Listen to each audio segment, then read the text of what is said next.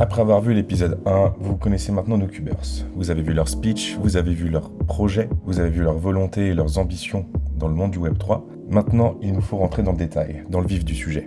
Aujourd'hui, nous allons nous concentrer sur un aspect extrêmement important du monde de l'entrepreneuriat, le juridique. L'aspect juridique d'une entreprise est quelque chose de fondamental, il ne faut absolument pas le négliger.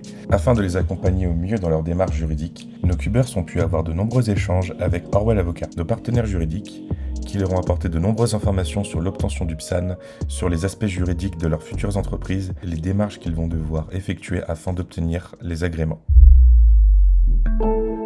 Cube3, c'est un nouvel incubateur et accélérateur spécialisé dans le monde du Web3. Pour ceux qui ne savent pas, c'est l'Internet basé sur la blockchain, basé sur la décentralisation, qui permettra de nombreuses avancées dans tous les domaines. Notre rôle à Cube3, accompagner des talents, les accompagner et les faire grossir, faire en sorte que leur aventure dans le Web3 se passe pour le mieux, les coacher et leur permettre d'atteindre des sommets. Ce que nous suivrons à travers de cette série, c'est justement leur évolution, leurs avancées, leurs réussites, leurs échecs. Nous verrons les bons, les mauvais moments. Nous suivrons ces entreprises pas à pas, afin de suivre leur évolution dans le monde de l'entrepreneuriat et du Web3. Alors, suivez-nous au cœur de ce projet pendant 1 an, nommé Cube3.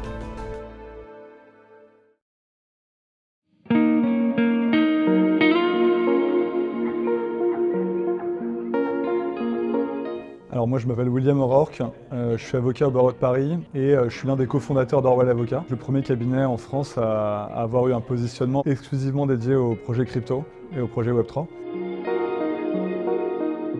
Dogo, c'est une solution pour les propriétaires d'actifs éoliens et solaires pour se financer en direct avec des particuliers ou des entreprises. C'est une solution de tokenisation pour lever de l'argent d'un côté et pour investir de l'autre. Oscar travaille sur une solution afin de permettre à tous de financer de l'énergie verte, de bénéficier de rendements et d'avoir un hedge sur le prix de l'énergie. C'est un peu le realty de l'énergie verte, mais on achète ici 1 kW d'énergie verte et non un bout d'une éolienne. On parle dans ce cas de tokenisation, un mot très à la mode ces derniers mois.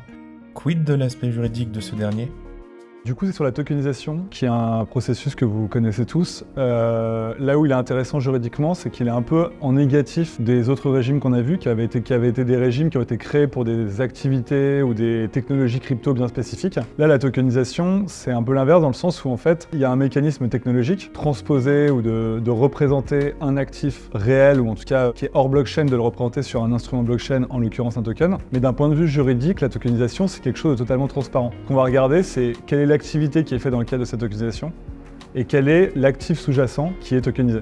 En gros, il y a une phrase qui vient plutôt du droit comptable américain qui s'appelle substance over form, c'est-à-dire on regarde la substance par rapport à la forme. Dans ce cas-là, vous allez regarder toutes les réglementations applicables avec un jeu, comme je voulais un peu expliquer au début, c'est-à-dire les réglementations, il y a un phénomène un peu de poupée russe, où généralement, en tout cas dans les réglementations financières, c'est telle réglementation s'applique si telle autre réglementation n'est pas applicable ou telle autre réglementation n'est pas applicable. Vous parliez tout à l'heure de Jonum et MiCA, c'est pas un cumul, c'est des réglementations qui sont parallèles pour des activités qui sont distinctes. Mais vous pouvez pas être un PSAN par exemple et un Jonum alors que vous faites la même activité, quoi. La réglementation qui s'applique à la crypto, donc en l'occurrence le régime PSAN et le régime MiCA, n'est pas forcément plus strict que dans les autres pans de l'industrie financière. Ce qui est spécifique à la crypto, c'est la vitesse à laquelle on a régulé le secteur. C'est un secteur qui littéralement n'existait pas il y a 7 ans et qui dans 1 an atteindra, en tout cas dans les années à venir, atteindra un niveau de réglementation qui est similaire aux autres pans de l'industrie financière. Et ça, c'est unique, parce que aucun secteur n'a jamais été régulé aussi rapidement dans le secteur financier.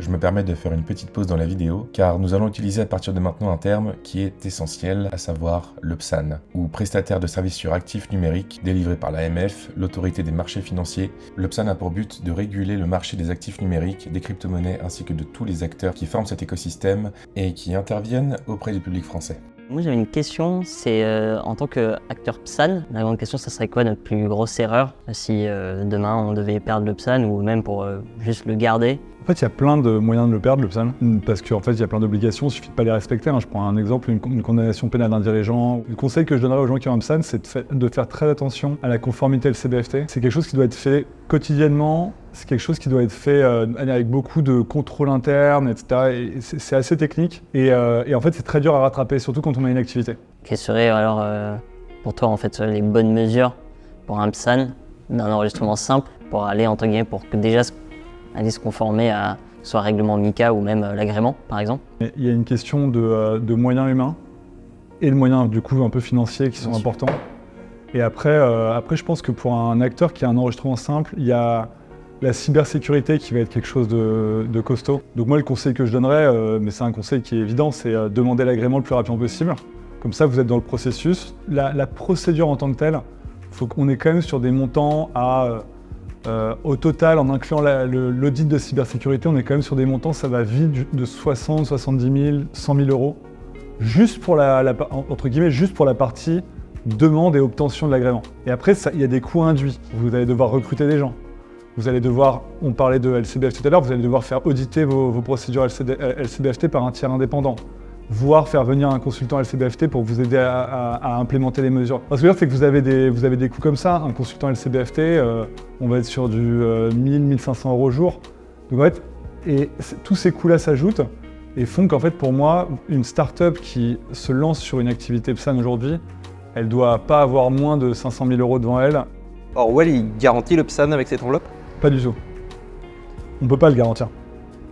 Ce qu'on peut vous garantir, encore une fois, c'est pas très intéressant de parler d'Orwell en réalité, hein, c'est l'accompagnement, que ce soit d'un cabinet d'avocat ou d'un cabinet de conseil, c'est un accompagnement où ce qu'on vous garantit, c'est une expertise et c'est de la disponibilité, une expertise et de faire avancer le dossier.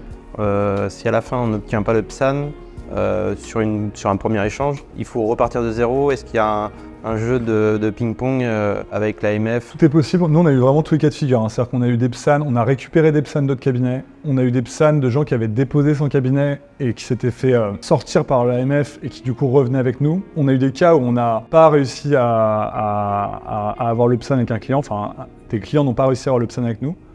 Et on a eu des cas où on pensait que le client n'arriverait pas à avoir le PSAN, puis finalement on a redéposé, il l'a eu. Donc ouais, en fait, tous les cas de figure sont possibles. Après, la question, c'est pourquoi ça bloque. L'écosystème français, je pense que c'est un très bon écosystème en fait. C'est un écosystème où il y a beaucoup de ressources en fait. Et c'est d'ailleurs pour ça qu'il y a des acteurs étrangers qui viennent à Paris.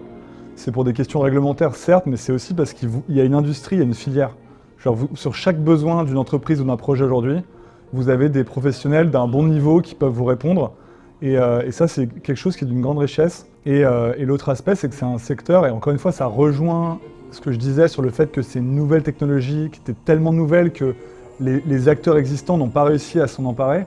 C'est un secteur où vous avez vraiment des nouveaux entrants, un nouveau public, des nouvelles personnes talentueuses, des nouveaux projets. Et en fait, ce qui est compliqué, c'est d'accompagner ces projets-là pour atteindre rapidement le niveau qui est attendu, un niveau en termes de compétences et de moyens humains et matériels, qui est celui du reste de l'industrie financière. C'est ça l'enjeu en fait. C'était super de pouvoir se confronter directement aux avocats, surtout qu'Orwell, moi personnellement c'est le premier cabinet que j'ai rencontré, enfin que j'ai découvert 100% crypto, et je trouve ça très rassurant d'avoir les avocats qui viennent nous expliquer pendant plusieurs heures chez Cube3 tous les challenges qu'on va avoir à supporter au niveau de nos sociétés Web3. La chose que je peux peut-être leur reprocher un peu, c'est de prêcher beaucoup le fait d'être régulé en France et de se lancer de la France.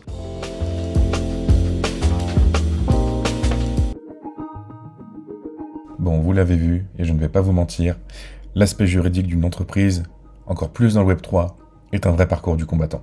Comme vous l'avez vu et senti, il est primordial pour les entreprises du Web3 de se mettre en conformité avec la loi afin de pouvoir exercer dans les meilleures conditions et assurer la sécurité des utilisateurs et des entrepreneurs. Orwell Avocat est un partenaire clé et essentiel pour Cube3. Leur expertise et leurs conseils permettront aux Cubers d'avancer de manière claire, précise et en accord avec la conformité. Pour les dossiers les plus poussés ou ceux avec un besoin précis et stratégique, ils seront également conseillés par RegSharp, un cabinet de conseil spécialisé dans la régulation qui apportera plus de recul et de précision à ces dossiers clés. Il y a trop d'inconnus encore pour nous. Là, l'atelier, on a bien compris qu'il y avait une législation européenne qui allait se mettre en place. De toute façon, nous, on a envie de rentrer dans le cadre législatif. Il faudra qu'on ait un ticket d'entrée et on le sait. On veut vraiment rentrer dans cette nouvelle réglementation, donc on fera tout notre possible pour le faire. Et puis, Cube3 nous accompagnera et d'ailleurs, c'est les avocats d'Orwell également. Donc voilà, on a eu des bons retours déjà, on a fait un petit match 1-1 et